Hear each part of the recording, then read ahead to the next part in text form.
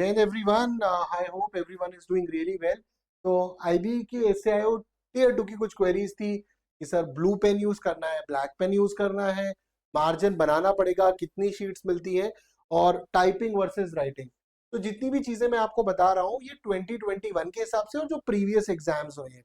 हो सकता है कि 2024 में कुछ नया ही आ जाए, बट जो अभी तक मेरे पास इंस्ट्रक्शंस है उसके हिसाब से मैं आपको बता देता हूँ। मेरा नाम संजय कुमार सिंह है। I have been part of the IB also. Okay, तो ये आपका 2020 के अंदर जो मतलब 2021 के अंदर जो पेपर हुआ था वो था जिसके अंदर 5 ऐसे के टॉपिक्स दिए गए थे, फिर आपका कॉम्प्रीहेंशन था, फिर उसमें 5 क्वेश्चंस के आंसर करने थे और फिर आपकी 10 मार्क्स की प्रेसी राइटिंग थी। तो and write passage and precis not more than 100 word exceeding the line को डिटेल नेगेटिव मार्किंग। तो यहाँ पर भी आपके 5 ऐसे जिसमें 2 टॉपिक्स नेशनल सिक्योरिटी पे थे, growth with equity is good news for national security, mass communication and national security, rest from other topics, then reading comprehension of 10 marks, then the pressy writing। ये आपका लास्ट आईबी का examination था। तो ये जो paper हुआ था, इस पेपर के अंदर आपको मिली थी टोटल 2 शीट्स मिली थी, 2 शीट्स, 1 शीट 2 शीट्स। मतलब आमने सामने अगर आप आगे पीछे देखोगे तो 4 पन्ने हो गए, मतलब 4 साइड्स हो गई, 4 पन्ने नहीं, 2 शीट्स 4 साइड्स।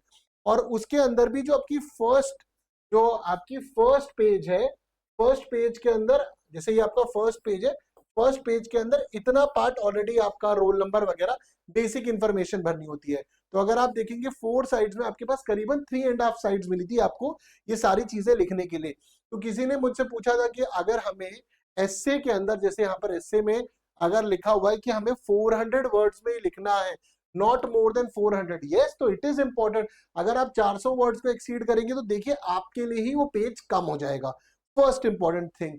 एंड जब भी इन सारी चीजों को दिया जाता है, जैसे प्रेसी में तो नेगेटिव मार्किंग इन्होंने लिख ही दी है, इसमें कोई एक्सप्लिसिटली नहीं लिखी है, but please stick to the word limit so that, क्योंकि आपको बाकी दोनों सेक्शंस को भी खत्म करना है।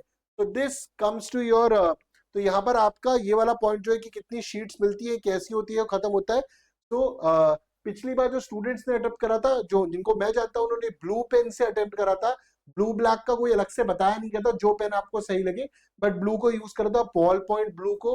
मार्जिन वर्सेस नो मार्जिन, कोई मार्जिन बन के नहीं आए थे, तो आप पेंसिल और स्केल ले जा सकते हैं और मार्जिन बनाकर अपना रफ वर्क कर सकते हैं कि जैसे आप स्टार्टिंग में 4-5 मिनट देखिए एस्से को क्या लिखना है, आपका इंट्रोडक्शन क्या होगा, बॉडी क्या होगी, कंक्लूजन क्या होगी, अगर आपके दिमाग में कुछ कोट वगैरह है तो उसको आप यहाँ पर मेंशन कर सकते हैं।